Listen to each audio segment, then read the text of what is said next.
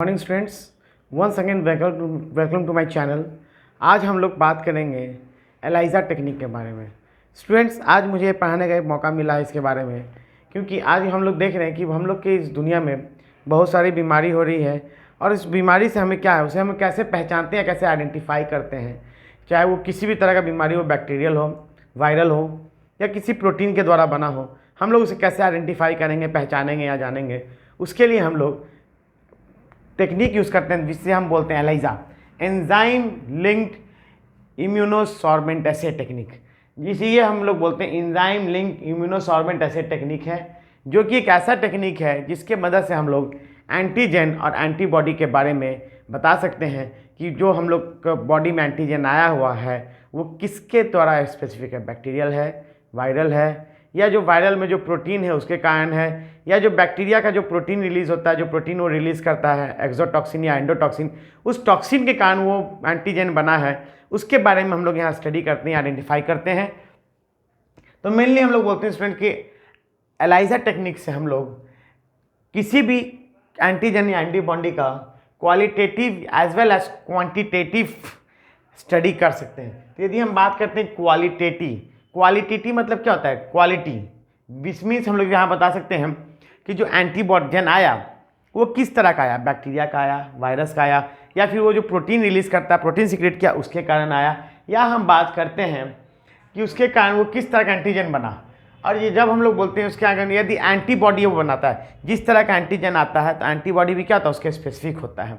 हर एक एंटीजन के लिए हमारा बॉडी एक स्पेसिफिक एंटीबॉडी को जनरेट करता है, तो वो एंटीबॉडी बन रहा है या नहीं उसके बारे में हम लोग यहाँ स्टडी करते हैं या पढ़ते हैं। और दूसरा बात होता है, हम लोग बोलते हैं स्टूडेंट्स के quantitative means number, that means quantity, number means concentration, कि कितना कॉन्सेंट्रेशन उसका एंटीजन बॉडी का बना है हमारे बॉडी में, या कितना एंटीजन हमारे बॉडी में आया, उसको हम कैलकुलेट करते हैं। तो इस दोनों टेक्निक, दोनों मेथड से मदद से हम लोग इसको जान पाते हैं या समझ पाते हैं।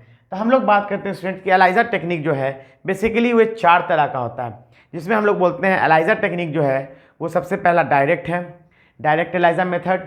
The second one is indirect ELISA method, the third one is sandwich ELISA method, and the fourth one is competitive ELISA method.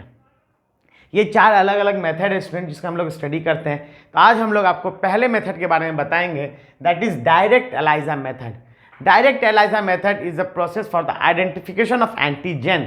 हम लोग यहाँ पे एंटीजन, किस प्रकार का एंटीजन आया है या उसका किस तरह का स्ट्रेन आया है, उसका क्या सब स्पीसीज आया है जो हमारे बॉडी में एंटीबॉडी बना रहा है या हमारे बॉडी को वीक कर रहा है, उसके बारे में हम लोग यहाँ पढ़ते हैं कि वो बैक्टीरियल है, वायरल है, या फिर वो इन्फेक्शन किसके द्वारा, किसी बैक्टीरिया का, जो बैक्टीरिया हमारे बॉडी में आया वो एक एंडोटॉक्सिन रिलीज़ कर रहा है या एक्सोटॉक्सिन, वो किस तरह का टॉक्सिन रिलीज़ कर रहा है जिसके कारण हमारी वो बीमारी हो रहा है, उस एंटीजन को हम लोग यहाँ आइडेंटिफाई करते हैं स्टूडेंट। तो सबसे पहले हम लोग देखते हैं कि हम लोग जो ब्लड सैंपल है, किसी पेशेंट से हम लोग एक ब्लड सैंपल को ऑब्टेन करते हैं, और उस ब्लड सैंपल को हम लोग स्टूडेंट्स क्या करते हैं, प्रिजर्व करते हैं in the phosphate buffer saline.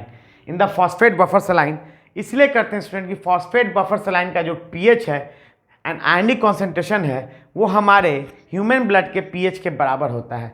यानी उस कंडीशन में क्या होगा स्टूडेंट्स कि जो हम लोग पीएच मेंटेन करेंगे, जो हमारे ह्यूमन ब्लड के अनुसार मेंटेन है, तो जो एंटीजन का जो हमारे बॉडी से पीएच, हमारे बॉडी से जो एंटीजन निकला उसका जो मॉर्फोलॉजिकल स्ट्रक्चर होता है या आयनिक कंसंट्रेशन होता है वो सेम रहेगा।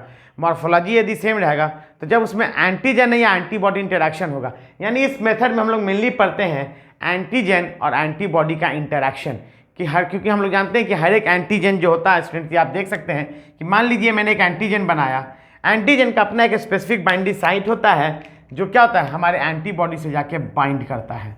ये हमारा एंटीबॉडी है और ये हमारा एंटीजन है जो कि स्पेसिफिक है। हम इसका एंटीजन का जो बाइंडिंग साइट हम लोग बोलते हैं उसे हम लोग एपीटॉप बोलते हैं, जहाँ पे वो जाके बाइंड करता है। तो जब बाइंड करता है तो हमें एंटीजन एंटीबॉडी इंटरेक्शन के बारे में हम लोग बात करते हैं। तो हम लोग यही बात करते हैं स्टूडेंट कि हम लोग ने जब ब्लड सैंपल ले लिया तो ब्लड सैंपल से हमने जो एंटीजन ऑब्टेन किया सीरम से, उस सीरम को हमने स्टोर कर दिया in the phosphate buffer saline. अब हमने मार्केट से माइक्रोटाइटल वेल प्लेट 96 माइक्रोटाइटल वेल प्लेट खरीद के लाते हैं स्टूडेंट्स, जो कुछ देखने में इस तरह से रहता है। अब इसका हम एक व्यू यहाँ बनाए हैं मैग्नीफाई करके दिखाने के लिए कि मान लीजिए जो वेल है ये इस तरह से वेल होता है। अब हमने क्या किए, इसका वेल का जो सरफेस होता है इट इज स्टिकी, स्टिकी होता है और free for the attachment of antigen, antigen से अटैच करने के लिए फ्री होता है। तो जैसे हमने सैंपल लिए, ये वेल लिया, अब इस वेल में हमने क्या किया कि हमने सीरम जो हमें पेशेंट से मिला उसे हमने इसमें पोर कर दिया। जैसे ही सीरम आया तो सीरम में हमारा क्या एंटीजन है, तो एंटीजन यहाँ आके वेल के बेसमेंट साइड पे अटैच हो जाता है। अब क्योंकि इस एंटीजन बहुत सारा है तो कुछ अटैच हो जाता है और कुछ इस तरह से हमारे वेल में फ्रीली मूव करता है। तो अब हम लोग बोलते हैं जो वेल में अटैच कर गया, तब हम लोग क्या करते हैं स्टूडेंट कि हम लोग यहाँ पे सरफेस ब्लॉकिंग सबसे पहले करते हैं। तो सरफेस ब्लॉकिंग करने से पहले हम लोग क्या करेंगे स्टूडेंट, वॉशिंग करेंगे। वॉशिंग हम लोग स्पेसिफिक बोलते हैं chemical that is phosphate vapour से ही करते हैं, जो कि हमारा न्यूट्रलाइज रहता है। हम लोग क्या करते हैं जब इसमें वॉश करते हैं तो जो अनवांटेड हमारा एंटीजन है वो क्या हो जाता है, वॉश आउट हो जाता है, और जो बच जाता है वो हमारा यहाँ पे बेस पे अटैच हो जाता है। अब हमारा ये साइड जब जो है फ्री है तो हम लोग इसमें क्या करते हैं, यदि हम एंटीबॉडी डाल देंगे तो हम लोग जानते हैं वेल का जो लोअर सरफेस है वो किसी भी एंटीजन या एंटीबॉडी को आराम से बाइंड कर सकता है क्योंकि वो स्टिकी होता है। तो हम लोग सबसे पहले सरफेस को ब्लॉक करते हैं। सरफेस ब्लॉक करने के लिए हम लोग BSA का यूज़ करते हैं। BSA is a bovine serum albumin which is a non reactive protein. एक नॉन रिएक्टिव प्रोटीन है और नॉन रिएक्टिव प्रोटीन होने के कारण ये ना तो किसी भी एंटीजन से बाइंड करता है ना ही किसी एंटीबॉडी से बाइंड करता है। तो हम लोग इसको क्या किए स्टूडेंट्स, हमने यहाँ पे BSA डाल दिया। तो BSA डालने के बाद स्टूडेंट आप देख सकते हैं मैंने यहाँ बनाया, मैं एक बीच का इंटरमीडिएट यहाँ बनाता हूँ। आप ध्यान दीजिएगा कि बीच में क्या होता है कि ये हमने ऐसे BSA जब एंटर कर दिए और BSA जब हमने पोर किया तो BSA पोर करने के बाद स्टूडेंट्स क्या होगा कि हमारा एंटीजन तो यहाँ फिक्स हो गया, क्योंकि अब ये बाइंडिंग एजेंट है, यानी इस क्या करेगा हमारे एंटीजन को यहाँ पे इस तरह से फिक्स कर देगा वेल पे, और हमारा एंटीजन अब इस तरह से फिक्स हो गया। ये हमारा क्या हो गया, एंटीजन इस तरह से फिक्स हो गया, अब ये मूव नहीं कर सकता है। अब फिक्स होने के बाद हम लोग स्टूडेंट्स क्या करते हैं कि हम लोग मार्केट से इंजाइम लिंक्ड एंटीबॉडी खरीदते हैं, जो कि इंजाइम लिंक्ड एंटीबॉडी हमारा मार्केट से परचेस होता है। ये बहुत ही कॉस्टली होता है। तो हम लोग को जो टेस्ट करना है, जैसे मान लीजिए मुझे किसी पेशेंट का एग्जांपल देना है या किसी पेशेंट का सैंपल चेक करना है कि उसे मलेरिया है या डेंगू या किसी तरह का बीमारी है, तो हम लोग उसके स्पेसिफिक ही, यानी मलेरिया के स्पेसिफिक या डेंगू के स्पेसिफिक, उसके डिफरेंट स्ट्रेन के स्पेसिफिक हम लोग क्या करेंगे, हम लोग इंजाइम लिंक्ड एंटीबॉडी मार्केट से खरीदेंगे। तो हमने इंजाइम लिंक्ड एंटीबॉडी खरीदा मार्केट से और उसे हमने इसमें वेल में डाल दिया।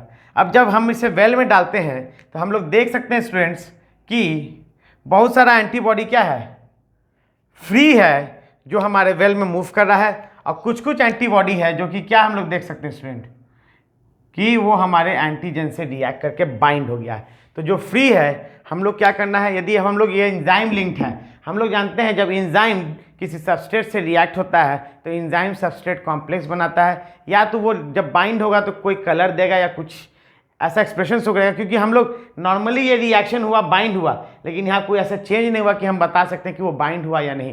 तो उसको बाइंड हुआ तो उसको जानने के लिए हम लोग जो इंजाइम लिंक हमने खरीदा है एंटीबॉडी मार्केट से, उसके हिसाब से हम लोग उसमें सबस्ट्रेट मिलाते हैं, और सबस्ट्रेट मिलाने के बाद ही एक कलर विजुअलाइजेशन होता है उस वेल में, और वही हमें इंडिकेटर करता है कि हमारा एनालिसिस हो रहा है और हमारा एंटीजन एंटीबॉडी का इंटरेक्शन या बाइंडिंग हो रहा है।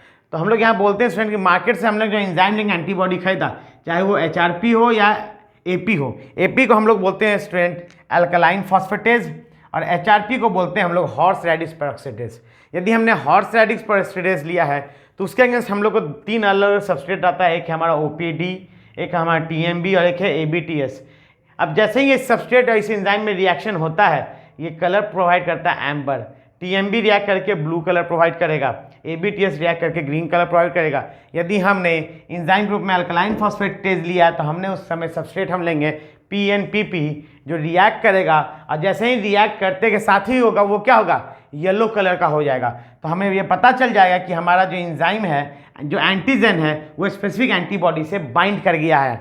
यानी हम उससे उसी समय ये आइडेंटिफाई कर लेंगे कि ये जो हमारा रिएक्शन हुआ ये हमारा मलेरिया के लिए हुआ, कि डेंगू के लिए हुआ, या फिर अलग किसी वायरल या बैक्टीरियल डिजीज़ के लिए हुआ। अब हम लोग इसका एनालिसिस करते हैं स्टूडेंट। तो एनालिसिस हम लोग एक बार में पढ़ेंगे, जब हम लोग आगे अपना 2 मेथड और है जिसमें हम लोग बोलते हैं indirect ELISA method, sandwich ELISA method और कॉम्पिटिटिव एलाइजा मेथड। आशा करते हैं आपको ये वीडियो अच्छा लगा होगा। Please like and subscribe my channel. Thank you.